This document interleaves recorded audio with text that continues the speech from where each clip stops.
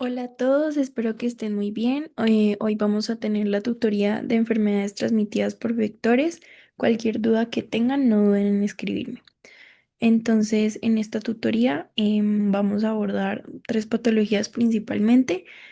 Primero les voy a dar como una breve introducción y luego vamos a ahondar en todo lo referente a la fisiopatología, clasificaciones, manifestaciones clínicas, diagnóstico y tratamiento del dengue, la malaria y el Zika, respectivamente. Entonces, como introducción, las enfermedades transmitidas por vectores, pues son, como su nombre lo indican, un grupo de enfermedades que se transmiten al humano a través de distintos vectores, que en estos casos pues van a ser mosquitos que transmiten ya sean infección por virus o por parásitos, causando pues distintas manifestaciones clínicas y demás. Estas enfermedades son o pues representan un desafío importante para la salud infantil en regiones tropicales y subtropicales, que pues en este grupo de regiones incluye a Colombia. En pediatría, el dengue, la malaria y el Zika son tres de las patologías más relevantes, tanto por la frecuencia en la que se presentan como por el impacto que generan en la morbilidad, las complicaciones que éstas tienen y la mortalidad dentro de la población pediátrica. Los niños son un grupo poblacional especialmente vulnerable por su sistema inmunológico que está en desarrollo, el mayor riesgo de deshidratación y de anemia. Y también por las dificultades diagnósticas que se presentan en edades tempranas, ya que los síntomas pueden ser inespecíficos, lo cual pues puede complicar un poco llegar al diagnóstico certero. Bueno, y además de esto, hay distintos factores como lo son la pobreza, la falta de acceso pues al sistema de salud, la desnutrición y la exposición ambiental, y todo esto va a aumentar la susceptibilidad como en este grupo poblacional. Mm, es supremamente importante el reconocimiento temprano, el manejo oportuno y la implementación de medidas de prevención, como lo son pues el control como tal del vector y la protección individual de cada persona. Todo esto es clave para reducir la carga de estas enfermedades en la infancia y pues promover que cada vez sean menos los casos que se presenten de este tipo de enfermedades. Entonces vamos a comenzar con el dengue. Una pequeña introducción. Entonces, el dengue es una infección viral transmitida principalmente por el mosquito Aedes aegypti, aunque también puede ser transmitido por el mosquito Aedes albopictus en algunas regiones. Estos dos mosquitos van a ser los principales transmisores o pues vectores, más que todo en áreas urbanas. En regiones selváticas van a ser otros tipos de mosquitos del género Aedes que vamos a ver más adelante. Pero pues en general el dengue se considera como un problema grave de salud pública internacional declarado pues por la OMS. Listo. Entonces lo primero que vamos a ver es la definición de la IEPI. Entonces tenemos el probable dengue en los casos en los cuales si el niño vive o visitó en los 15 días anteriores al inicio de los síntomas un área endémica de dengue. Las áreas endémicas de dengue van a ser cualquier región del país con una altura igual o inferior a 2.200 metros sobre el nivel del mar. Es súper importante que absolutamente siempre va a presentar fiebre. Esta fiebre se caracteriza por ser alta, generalmente entre 39 a 40 grados centígrados. Esta fiebre es de inicio súbito, que pues claramente no tenga un foco aparente. Y adicional a la fiebre, deben presentarse dos o más de los siguientes síntomas. Entonces tenemos cefalea, dolor retrocular, mialgias, artralgias y exantema. También puede haber postración. Entonces esta es como tal la primera clasificación de la IEPI. que es aquel dengue que no cumple con criterios para clasificarse como dengue grave o dengue con signos de alarma. Eh, Listo. Entonces, siguiendo con el dengue con signos de alarma, pues acá tenemos la lista de signos de alarma. Entonces, se diagnostica con dengue con signos de alarma si tiene uno o más de los siguientes signos. Entonces, dolor abdominal continuo intenso, vómitos persistentes, diarrea. Obviamente hay que pararle más bolas a la diarrea de alto gasto, pero el solo hecho de tener diarrea ya va a ser un signo de alarma. También somnolencia y o irritabilidad, hipotensión postural o lipotimias, que es como tal, pues la pérdida del tono postural.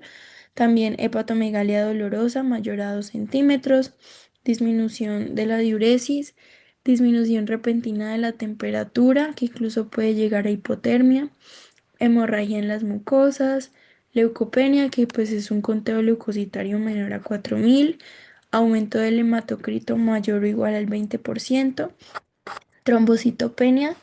La literatura generalmente define la trombocitopenia como un conteo menor a 150.000, sin embargo acá lo describen como un conteo menor a 100.000, pues para que sea un signo de alarma. Y la edad menor de 5 años. Y por último, el dengue grave, que pues es obviamente un cuadro más severo, es aquel en el que se presentan uno o más de los siguientes signos de gravedad. Entonces, hipotensión, que pues ya sería un indicador de que el paciente puede estar en choque. También extremidades frías o cianóticas, el llenado capilar mayor a 2 segundos, que son indicadores pues de hipoperfusión. También pulso rápido y fino, dificultad respiratoria con tirajes y signos de derrame pleural. Ascitis, que pues ya es como mm, un- una retención de líquido mayor, que pues hay que pararle mucha atención, ponerle mucha atención. Rigidez nucal, letargia o inconsciencia, convulsiones que pues ya demuestran un compromiso mayor del sistema nervioso. Hemorragias severas, alteración del perfil hepático con aumento de las transaminasas con valores mayores a 1000 y cualquier compromiso severo orgánico, sea renal, hepático, neurológico, demás. Listo. Para hablar acerca de la inmunopatogenia, entonces debemos tener en cuenta que el virus del dengue, o pues sí, los virus del dengue, pertenecen al género Flavivirus de la familia Flaviviridae. El genoma es un ARN de sentido positivo, y este virus se va a clasificar en 4 serotipos distintos.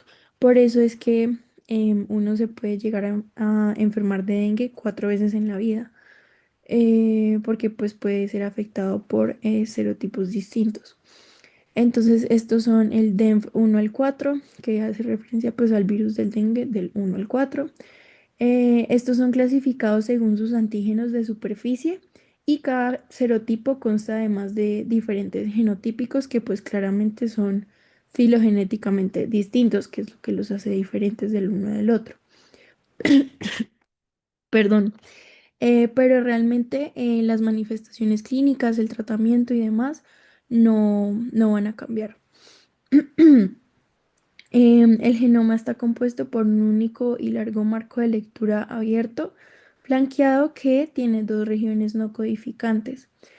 Y adicionalmente, este genoma va a codificar 3 proteínas estructurales, que son la cápside, la membrana y la envoltura, y 7 proteínas no estructurales que van a ser importantes para el diagnóstico. Entonces, en estas podemos encontrar la NS1, 2A, 2B y demás. Em, Listo.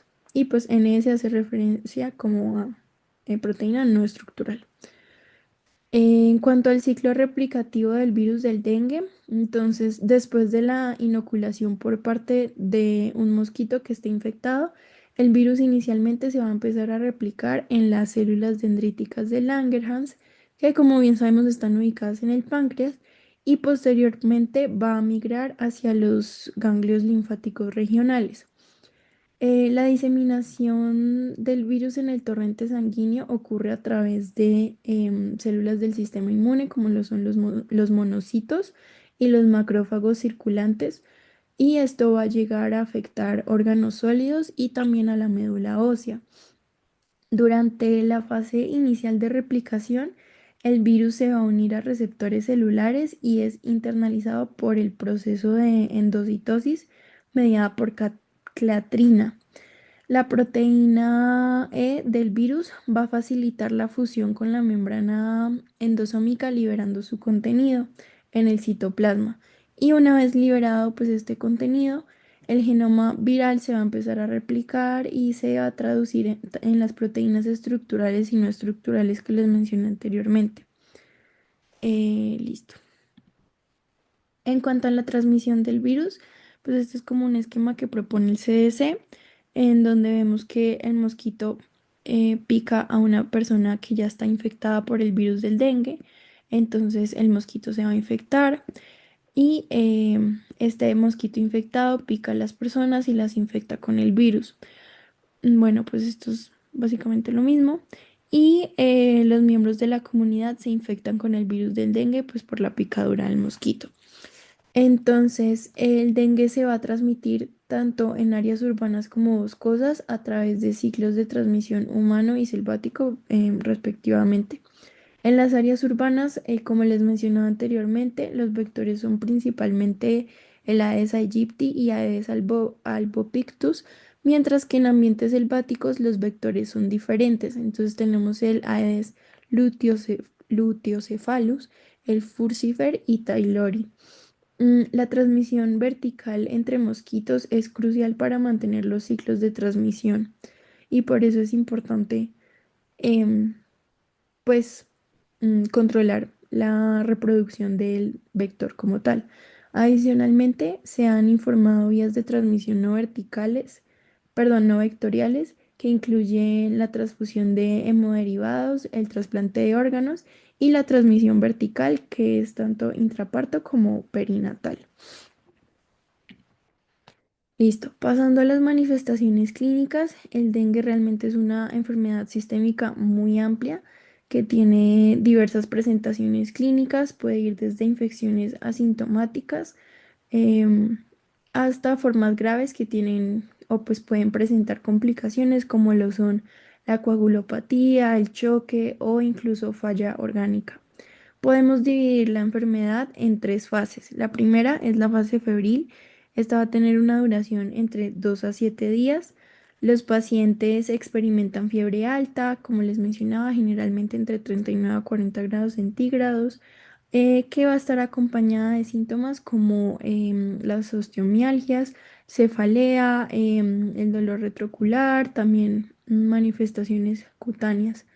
Estas manifestaciones incluyen diversas presentaciones. Podemos encontrar el eritema facial transitorio, también erupción petequial, inyección conjuntival y escleral y también una erupción maculopapular. Esto generalmente se puede dar hasta 6 días después del inicio de la fiebre, pero generalmente al tercer día ya pueden presentar estas manifestaciones mucocutáneas. Mm, Seguida de la fase febril o pues posteriormente vamos a entrar a la fase crítica. Esta fase generalmente ocurre entre los días 3 a 7 de la enfermedad. Aquí hay un riesgo aumentado de fuga capilar, que es una de las complicaciones pues más catastróficas del dengue, y también hemorragia con signos de alarma que pueden progresar o indicar progresión a enfermedad grave. Dentro de estos, recordemos que está el dolor o la sensibilidad abdominal, los vómitos persistentes, también la acumulación de líquido extravascular clínicamente detectable que, bueno, también sangrado de las mucosas que se puede detectar pues a través de una epistaxis o una gingivorragia, que es el sangrado pues de las encías. También alteración del estado de conciencia, como puede ser la presencia de letargo, hepatomegalia, aumento del hematocrito, que generalmente también está relacionado con la trombocitopenia. Y ya finalmente la última fase de la enfermedad va a ser la fase de recuperación o de convalecencia. Entonces, esta se va a caracterizar por la reabsorción gradual del líquido extravascular que se había fugado, por decirlo así, y también se caracteriza por la mejoría de los síntomas que pues presente cada paciente. Importante siempre individualizar. Aunque pueden persistir algunas molestias con el paso del tiempo, entonces es importante pues también brindar un apoyo analgésico al paciente. En cuanto al diagnóstico, el diagnóstico del dengue basado únicamente en clínica, no existe. Absolutamente siempre se tiene que diagnosticar el dengue por laboratorio. Esto es porque pues el dengue tiene un espectro clínico bastante amplio y sí o sí debemos detectar la presencia pues del virus de manera molecular. Los análisis de laboratorio son variados. Estos pueden incluir la detección del virus, del material genético de este, de sus antígenos o anticuerpos o una combinación de estos. Entonces, durante los primeros días de la enfermedad, el virus puede ser detectado en el suero, en el plasma, en células sanguíneas circulantes, como los monocitos, y en otros tejidos durante un periodo de 4 a 5 días. Entonces, durante las etapas iniciales de la enfermedad, el dengue puede diagnosticarse mediante aislamiento viral, pruebas de amplificación de ácidos nucleicos, que es lo que se conoce como NAT. Estas para detectar pues, el ARN, que es el material genético, o también mediante la detección de antígenos, como lo es la proteína no estructural 1, que es lo que les mencionaba también anteriormente en la parte de inmunopatogenia. Esta parte de la NS1 va a ser como la manera de hacer el diagnóstico que más se suele utilizar, pero únicamente en los primeros 5 días, es decir, durante la etapa temprana de la infección. Grábense eso. Después de esos 5 días, el ARN del virus del dengue, ya sea cualquiera de los cuatro serotipos, y también de los antígenos puede que ya no sean detectables. Entonces, estas pruebas que les acabo de mencionar puede que no sean muy útiles. A partir de este momento se empiezan a utilizar las pruebas serológicas para detectar el dengue. Entonces, IgM o IgG. El antígeno NS1 puede ser detectado en algunos pacientes durante varios días después, pero lo que se recomienda es a partir del día 5 o 6 aproximadamente empezar a pedir las pruebas serológicas. Tatúense en la cabeza que la IgM del dengue va a aparecer al día 5. Eso es pregunta de examen. Listo. Y acá tenemos en esta gráfica, pues en el eje X el tiempo en días desde el inicio de los síntomas y en el eje Y los niveles de antígenos y anticuerpos. Entonces vemos que en los primeros días vamos a utilizar la prueba de antígeno de NS1. Va a tener un pico más o menos hacia el día 4 desde el inicio de los síntomas y después va a ir en declive, pues hasta que ya no sea detectable. Y a partir más o menos del día 5 se empiezan a pedir pues las pruebas serológicas, IgM y IgG principalmente. La IgG pues sabemos que persiste en el tiempo y la IgM pues va a ser un indicador de una infección aguda. Listo. Mm, en cuanto a la clasificación de la OMS, también tenemos tres clasificaciones, al igual que la que nos propone la IEPI. Entonces, tenemos el dengue sin signos de alarma, que sería pues similar a lo que nos dice la IEPI em, de probable dengue. También tenemos el dengue con signos de alarma, que pues al igual que en IEPI, dengue con signos de alarma y dengue grave, también igual. Entonces, el dengue sin signos de alarma va a ser el caso probable de dengue. Entonces, aquel paciente que vive en área endémica o viajó a ellas en los últimos 15 días, recordemos que es aquella zona cuya altura sea igual o menor a 2.200 metros sobre el nivel del mar.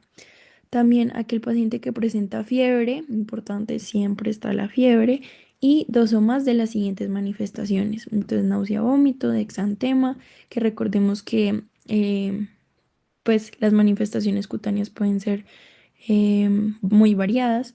También mialgias y artralgias, petequias o prueba positiva del torniquete. Esta prueba consiste básicamente en que se le coloca el tensiómetro, se insufla 20 milímetros de mercurio más a cuando dejamos de escuchar el latido y se deja insuflado. Se empiezan a aparecer petequias en el antebrazo, pues del brazo en el que se está teniendo pues el torniquete. La prueba va a ser positiva, mientras que si no hay presencia de petequias, pues la prueba será negativa. También leucopenia. Importantísimo, acuérdense que no se puede diagnosticar dengue sin prueba de laboratorio. La segunda clasificación es el dengue con signos de alarma. Entonces, dentro de los signos de alarma, realmente son los mismos que hablamos anteriormente en el IEPI. Entonces, dolor abdominal intenso y continuo, vómito persistente, acumulación de líquidos, sangrado de mucosas, letargia o irritabilidad, hepatomegalia dolorosa mayor de 2 centímetros. Y en el laboratorio, como hallazgo importante, aumento del hematocrito y una rápida caída de las plaquetas, es decir, trombocitopenia. Y ya por último, tenemos el dengue grave. Entonces, dentro de los criterios de gravedad está lo del síndrome de fuga capilar, que pues esto va a conducir a choque. Esta sigla hace referencia a síndrome de choque por dengue.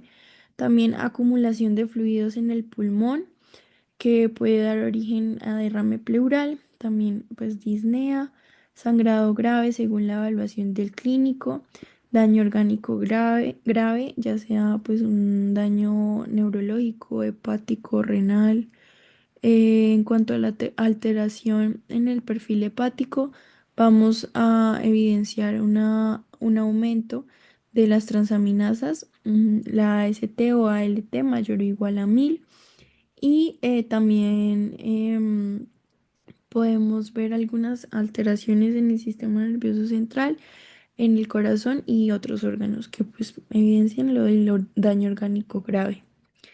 Y la otra clasificación que nos propone la guía, la INS, entonces está el caso probable de dengue, que ya lo conocemos, caso probable de dengue con signos de alarma, que ya también conocemos los signos de alarma, caso probable de dengue grave. Todas dicen caso probable porque es solo basándose en la clínica, pero ya es caso confirmado, ya sea de dengue grave, dengue con signos de alarma o lo que sea cuando es confirmado por alguno de los criterios del laboratorio. Tenemos también el caso probable de muerte por dengue, que esto debe ser posteriormente confirmado por histopatología de igual manera y comorbilidad, entonces tener en cuenta factores de riesgo que incrementan la morbilidad del dengue. Y pues acá tener en cuenta como la división, que la vamos a hablar mejor posteriormente, de los grupos de pacientes. Entonces, bueno, se los voy a mencionar de una vez.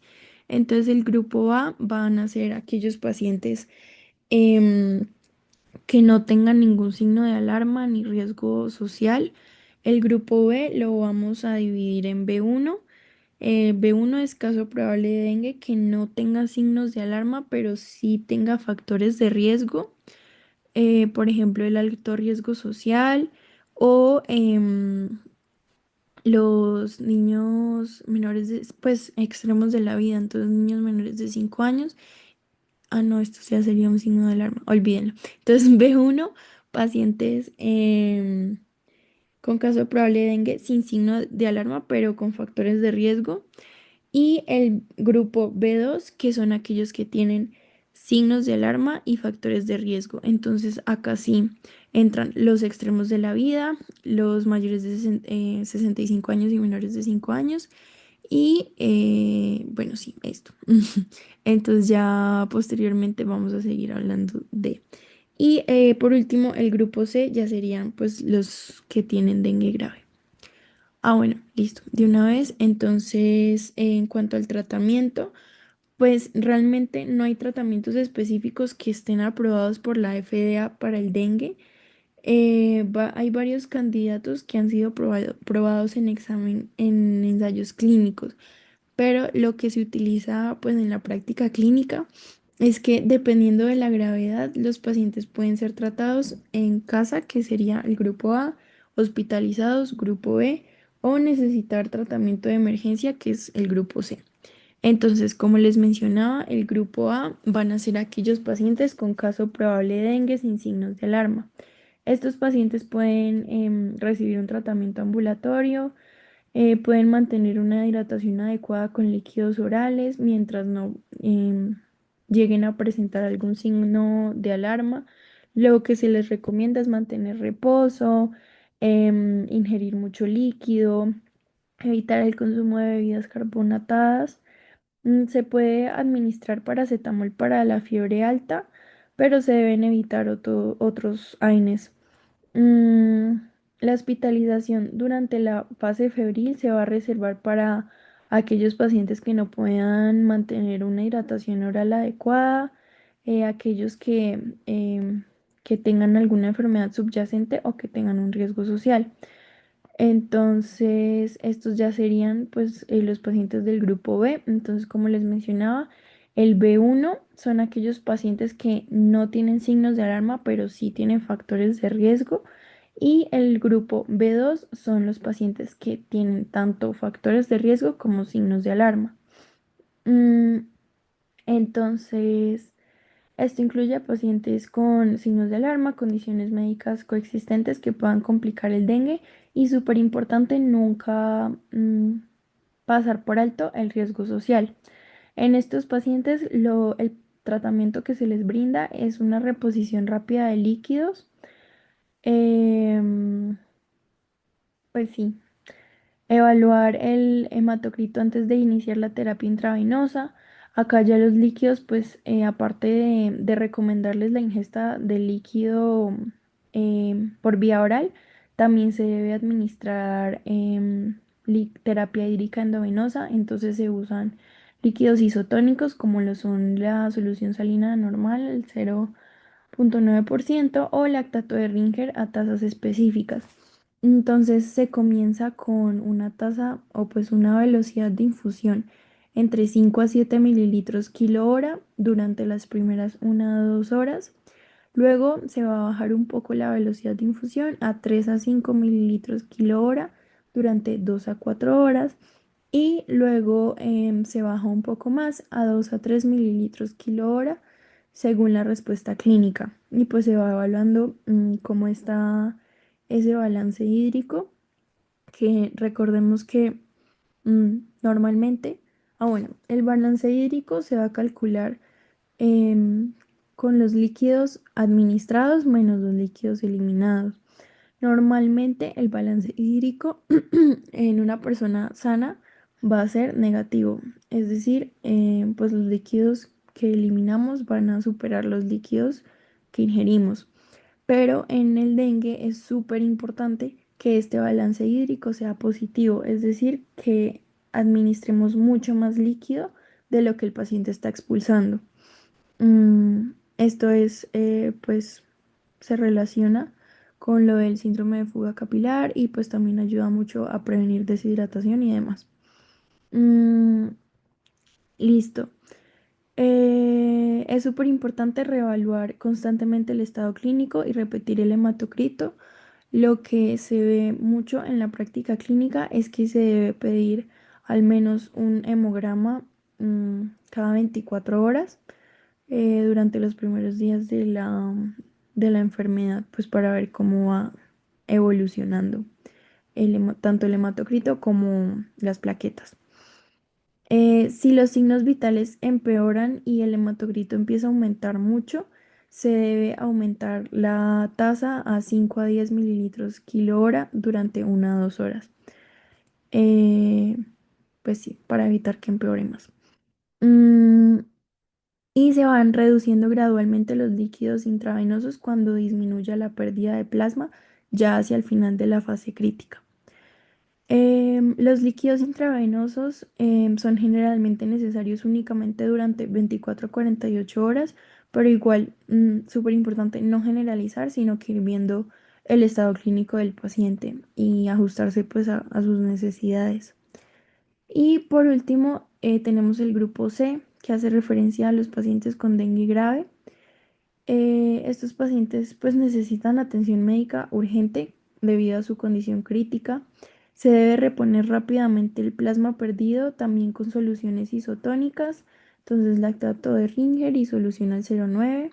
Y se reserva transfusión sanguínea solo para casos de hemorragias graves confirmadas o que se sospeche pues la presencia de hemorragia grave por la presencia de hipotensión que no se pueda explicar por alguna otra causa. Esta reposición hídrica debe hacerse bajo estrecha supervisión para evitar el edema pulmonar. Los objetivos de este plan de tratamiento van a ser mejorar la circulación y la perfusión de los órganos, reflejados pues que se vea esa mejoría clínica en un paciente que ya tenga la presión arterial estable, que las extremidades ya no estén frías ni cianóticas sino cálidas, que el gasto urinario haya mejorado, es decir, que esté en más de uno.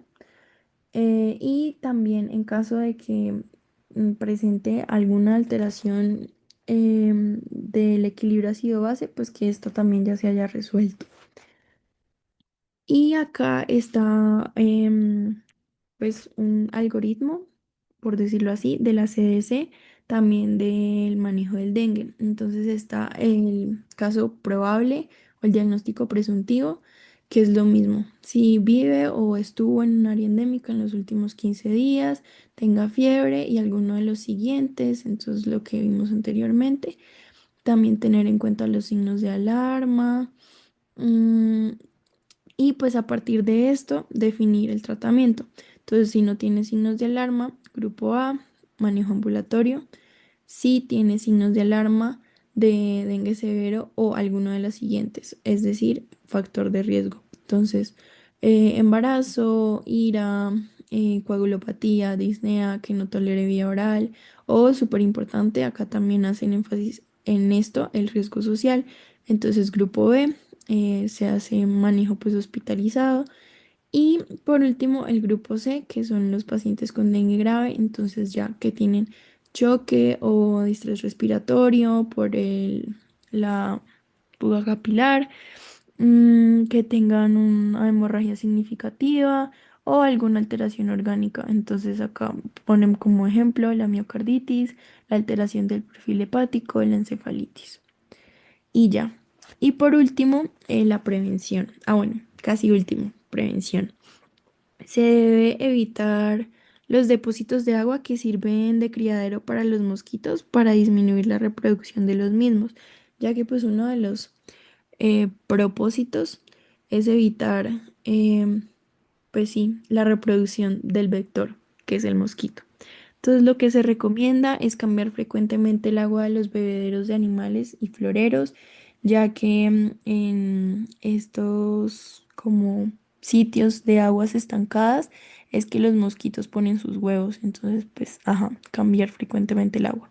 También tapar los recipientes con agua, eliminar la basura acumulada en patios y áreas al aire libre, eliminar llantas o almacenamientos en sitios cerrados, utilizar repelente pues para evitar la picadura de mosquitos, usar ropa adecuada, que pues son camisas de manga larga, pantalones largos, usar toldillos a la hora de dormir, lavar y cepillar tanques y piscinas también para evitar la reproducción del vector. perforar las llantas ubicadas en parques infantiles, ya que acá también se puede estancar el agua, rellenar con tierra tanques sépticos en desuso, desagües y letrinas abandonadas para que no se acumulen también de lluvia, lo mismo agua estancada, y recoger basuras y residuos sólidos en predios y lotes baldíos. Y ya por último, hablando un poco acerca de la vacunación, la vacuna Qdenga, desarrollada por Takeda, fue aprobada por el INVIMA en noviembre del 2023 y desde julio del 2024 ha estado disponible en el canal privado a través de la Cruz Roja Colombiana, en cajas de compensación, clínicas privadas e IPS. Esta vacuna es tetravalente, es decir, que protege contra los cuatro serotipos del virus, que recordemos que son DENF 1 al 4, y esta se administra en dos dosis con un intervalo de 3 meses entre ellas. Se indica para personas de 4 a 60 años. En términos de efectividad, se han reportado cifras del 84% de protección frente a hospitalizaciones y 61% de protección frente a los síntomas del dengue, aquellos que tienen pues las dos dosis de la vacuna. Entonces, como vemos, pues ha ayudado significativamente a proteger contra esta infección. Y organizaciones como la Organización Mundial de la Salud, la Sociedad Colombiana de Pediatría y la Asociación Colombiana de Infectología respaldan la aplicación de esta vacuna para la población ya mencionada entre 4 a 60 años, sin importar que hayan pues tenido dengue anteriormente. Aunque la vacuna está disponible, Colombia aún pues no la ha integrado al plan ampliado de inmunización. Ojalá pues pronto podamos decir que ya está incluida. Y expertos han resaltado que existe una vacuna con más del 80% de efectividad y que otros países como Brasil ya la están adquiriendo, pero en Colombia pues aún no se han planteado la inclusión de esta en esquemas públicos. Y ya eso sería todo por parte del dengue. Si tienen alguna pregunta, me avisan.